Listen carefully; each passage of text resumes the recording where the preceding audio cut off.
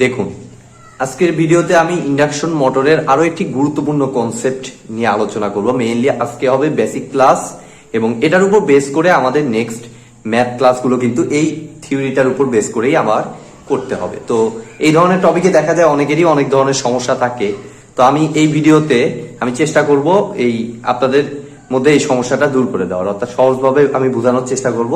তো আপনাদের কাছে একটাই রিকোয়েস্ট, ভিডিওটি স্কিপ না করে সম্পূর্ণ দেখার চেষ্টা করুন, কারণ ভিডিওর প্রত্যেকটি পয়েন্টে আমি গুরুত্বপূর্ণ কথাগুলো বলবো। এবং বরাবরের মতোই আমি বলবো, যারা আমার চ্যানেলে একদম নতুন তারা আমার এর আগে আমি ইন্ডাকশন মোটরে বেশ কয়েকটি ভিডিও দিয়েছি, আপনারা আমার প্লেলিস্ট থেকে ইন্ডাকশন মোটর নামে একটি প্লেলিস্ট পাবেন, সেখান থেকে আমার আগের ভিডিওগুলো দেখে আসুন, তাহলে আপনাদের বুঝতে সুবিধা হবে। তো আজকে কনসেপ্টটি মেইনলি হচ্ছে effect of change in supply voltage, অর্থাৎ ইন্ডাকশন মোটরের সাপ্লাই অর্থাৎ স্টেটর দিয়ে যে এসি ভোল্টেজটা আমরা সাপ্লাই করতেছি সেটার চেঞ্জ করলে আমার টর্ক, স্লিপ এগুলোর উপর কি ইফেক্ট পড়বে, অর্থাৎ সাপ্লাই ভোল্টেজটা চেঞ্জ করলে আমাদের মোটরের টর্ক এবং স্লিপ এগুলোর উপর কি ইফেক্ট পড়বে, সেটাই হচ্ছে আমার আলোচনার বিষয়। তো চলুন, আমি প্রথমত যেহেতু টর্ক আসতেছে আমি টর্ক ইকুয়েশনটা লেখার চেষ্টা করতেছি এবং সেটা আমি মুখস্থ ফর্মুলা না লিখে আমি স্টেপ বাই স্টেপ আমি লেখার চেষ্টা করতেছি। অর্থাৎ টর্ক ইকুয়াল টু আপনারা সবাই জানেন যে পাওয়ার ডিভাইডেড বাই ওমেগা, এটা আপনারা এইচএসসি থেকে পড়ে আসতেছেন। Torque equal to power divided by omega. তো ওমেগাটা অবশ্যই এখানে হবে এস সিনক্রোনাস, অর্থাৎ এই পাওয়ারটা মেইনলি স্টেটর থেকে যে পাওয়ারটা দেব সেই পাওয়ারটা আমি প্রথমত ক্যালকুলেট করার চেষ্টা করব। তো সেখান থেকে দেখুন আমার এই পাওয়ারটা আমার কত হচ্ছে,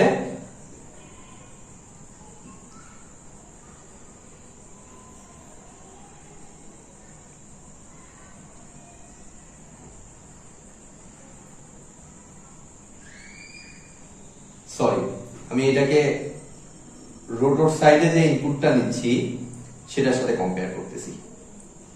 রোটর সাইডের ইনপুট ভোল্টেজটাকে আমি E2 লিখলাম এবং কারেন্ট, রোটর কারেন্টটা আমরা জানি যে I2।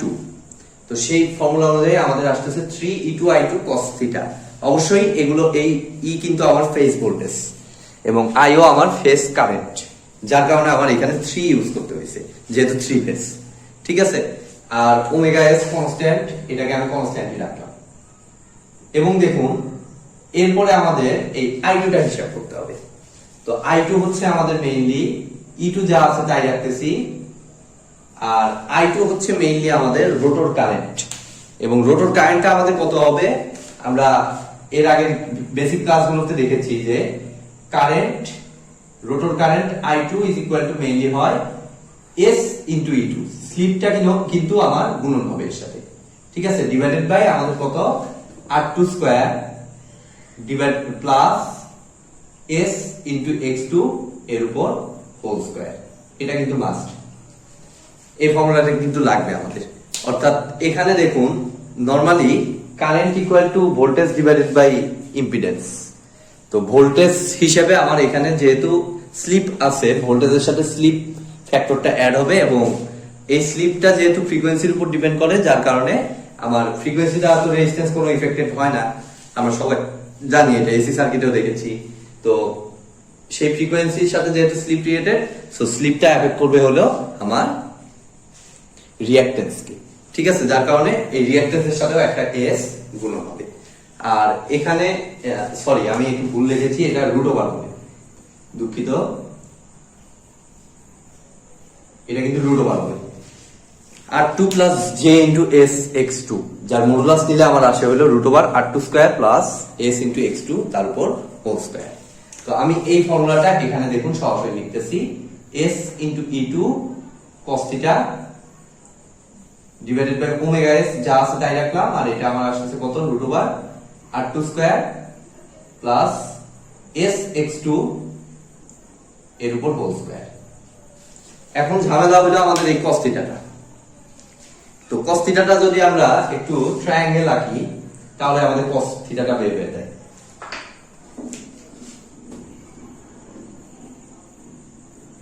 আপনারা এসি সার্কিটে দেখেছেন যে এই দিকে আমার থাকে রেজিস্ট্যান্স আর এখানে থাকে আমার রিঅ্যাক্ট্যান্স Sx2, আর এটা মেইনলি হয় আমাদের √r2 square plus Sx2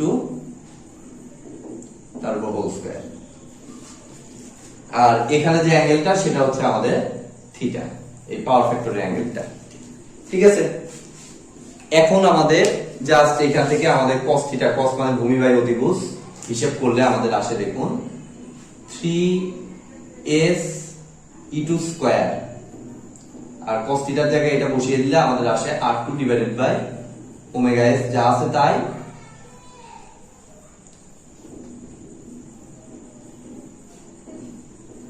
r2 square plus sx2 এর উপর হোল স্কয়ার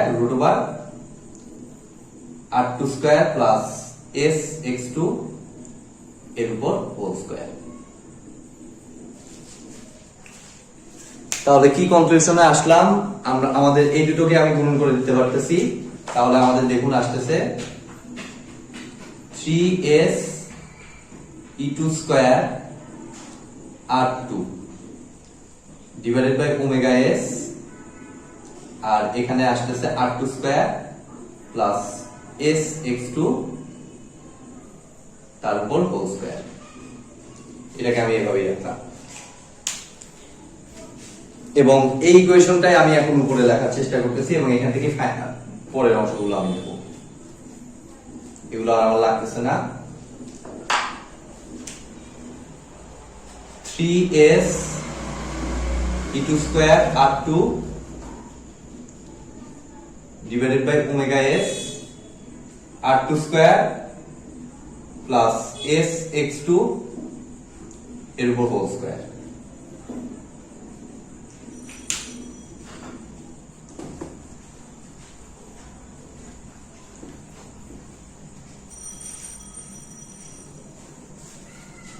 এখন দেখুন আমাদের effect of change in supply voltage, অর্থাৎ সাপ্লাই ভোল্টেজে চেঞ্জ করার কথা আমাদের বলা হয়েছে, বাট ইকুয়েশনে কোথাও কি সাপ্লাই ভোল্টেজ আদৌ আছে? আদৌ কিন্তু নাই। আমার এখানে সাপ্লাই ভোল্টেজের বিকল্প হিসেবে আছে E2, অর্থাৎ রোটরে যে ভোল্টেজটা তৈরি হচ্ছে। তো আমাদেরকে একটু মডিফাই করে নিতে হবে। আমাদের E2, দেখুন E2 হচ্ছে রোটরে যে ভোল্টেজটা আমার তৈরি হচ্ছে, আর স্টেটরের ভোল্টেজটা হচ্ছে আমার সাপ্লাই ভোল্টেজ, অর্থাৎ V যেটা। তো আপনারাই বলুন যে সাপ্লাই ভোল্টেজ যত বাড়াবো E2 তত বাড়বে, স্বাভাবিকভাবে, খুব নরমাল একটি কনসেপ্ট। সাপ্লাই ভোল্টেজ যত বাড়াবো E2 ওই দিক থেকে তত বাড়বে, আবার সাপ্লাই ভোল্টেজ যত কমাবো E2টাও সেই পরিমাণে কমবে। অর্থাৎ E2 কে আমি প্রপোর্শনাল বলতে পারি কি, E2 is proportional to V, E2 is proportional to আমি কি বলতে পারি V।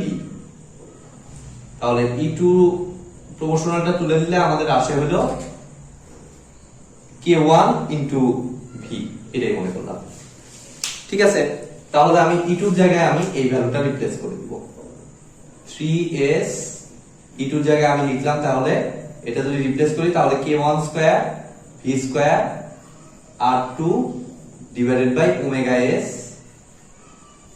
R2 square plus s into x2 তার উপর হোল স্কয়ার। এখন যে কাজটা আমরা করব, যে এখানে যে টার্মগুলো আছে সেগুলোকে আরো একটু ছোট বানানোর চেষ্টা করব। কনস্ট্যান্ট কি কি আছে সেই জিনিসটা আমরা খেয়াল করব। দেখুন নিঃসন্দেহে আমি শুধুমাত্র সাপ্লাই ভোল্টেজ চেঞ্জ করতেছি, তাহলে সাপ্লাই ভোল্টেজ ছাড়া অন্য যে ফ্যাক্টরগুলো আছে, অর্থাৎ দেখুন এখানে রেজিস্ট্যান্স আছে এবং রিঅ্যাকট্যান্স আছে, এগুলো ডেফিনেটলি কনস্ট্যান্ট থাকবে, কোনো সমস্যা নাই। অর্থাৎ R2 কে কনস্ট্যান্ট বলতে পারি, আর ওমেগা s কে কিন্তু আমরা কনস্ট্যান্ট বলতে পারি। R2 এবং ওমেগা s এগুলোকে আমি কনস্ট্যান্ট বলতে পারি, আর s টা মনে করি আমার চেঞ্জ হচ্ছে, যেহেতু আমি কনসেপ্টের শুরুতেই বলেছি যে সাপ্লাই ভোল্টেজ চেঞ্জ হওয়ার সাথে সাথে স্লিপ এবং টর্কের কি পরিবর্তন হবে। ঠিক আছে, তো সেই কারণে আমি দেখুন এই ওমেগা s কে কনস্ট্যান্ট মনে করলাম, তাহলে এখানে একটা কনস্ট্যান্ট, R2 একটা কনস্ট্যান্ট, আর 3k1 স্কয়ার আরেকটা কনস্ট্যান্ট। এই সবগুলোকে বাদ দিয়ে আমি একটা k বলতে পারি, তাহলে k into v square v divided by আমার আসতেছে দেখুন r2 square plus s into x2 এর উপর হোল স্কয়ার। সরি, এখানে একটা স্লিপ আছে।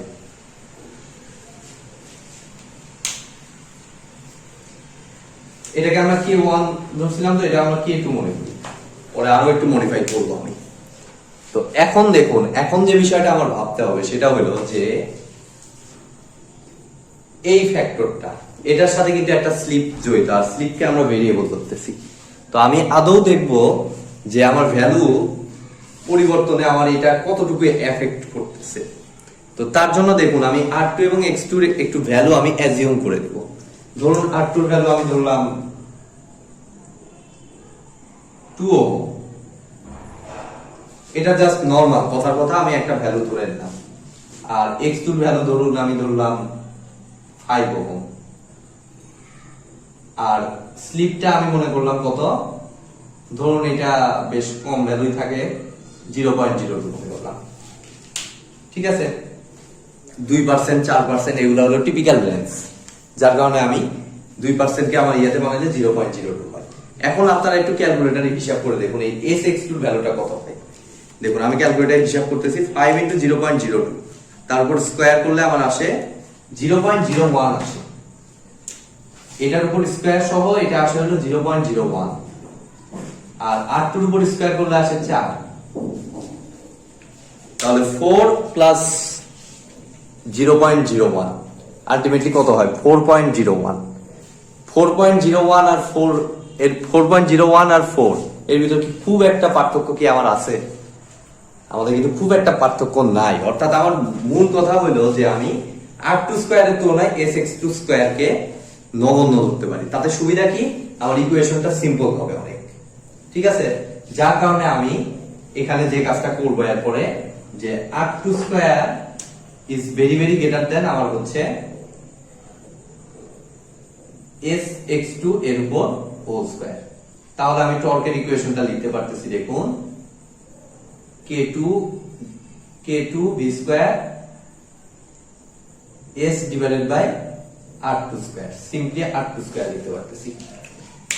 ঠিক আছে, এখন দেখুন আমাদের r2 স্কয়ার আবার আরেকটা কনস্ট্যান্ট, যেহেতু r2 কে এর আগে কনস্ট্যান্ট ধরছি, তাহলে k2 বাই r2 স্কয়ার এটাকে আমি ফাইনালি আমি লিখতে পারি t ইকুয়াল টু আরেকটা constant k2 by r2 square কে k মনে করলাম k into v square into s, ks v square.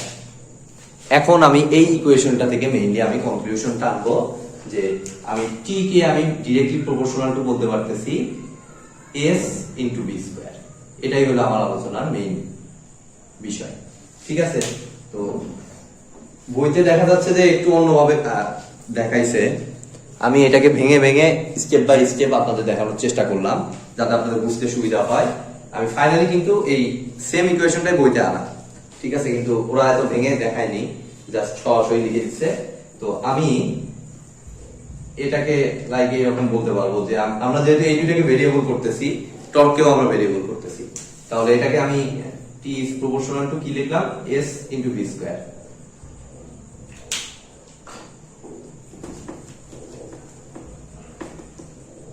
তো এখান থেকে আমি দেখুন লিখতে পারতেছি t1 divided by s1 v1 square equal to t2 divided by s2 into v2 উপর স্কয়ার।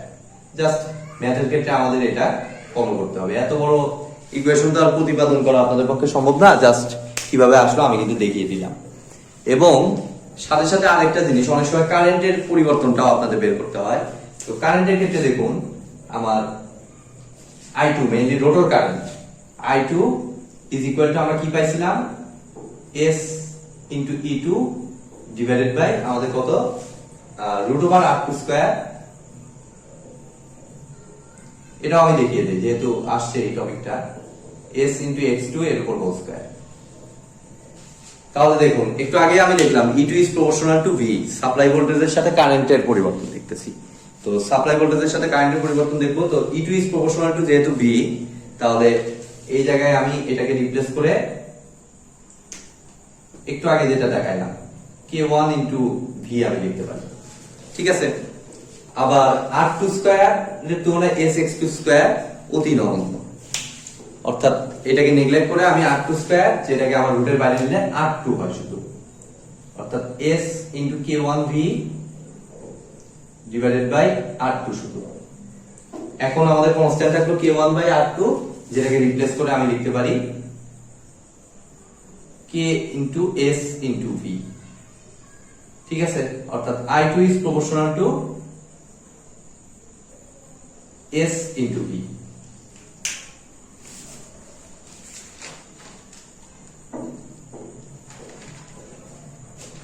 অর্থাৎ ম্যাথ করার সময় হয়তো এই ইকুয়েশন ইউজ করা লাগতে পারে। আমি i2 আরেকটা কারেন্ট i2 প্রাইম মনে করলাম ডিভাইডেড বাই s1